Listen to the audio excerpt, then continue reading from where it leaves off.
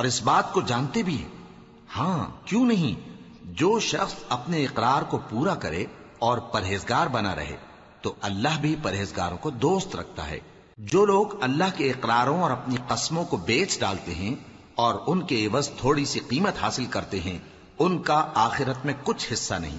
ان سے اللہ نہ تو کلام کرے گا اور نہ قیامت کے روز ان کی طرف دیکھے گا، اور نہ ان کو پاک کرے گا، اور ان کو دکھ دینے والا عذاب ہوگا۔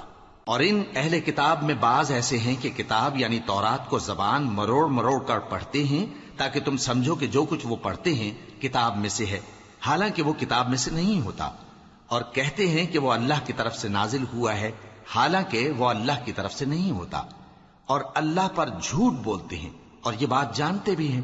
کسی آدمی کو شایع نہیں کہ اللہ اسے کتاب اور حکومت اور نبوت عطا فرمائے، پھر وہ لوگوں سے کہے کہ اللہ کو چھوڑ کر میرے بندے ہو جاؤ، بلکہ اس کو یہ کہنا چاہیے کہ اے اہل کتاب تم ربانی ہو جاؤ، کیونکہ تم کتاب کی تعلیم بھی دیتے ہو اور کیونکہ پڑھتے پڑھاتے رہتے ہو۔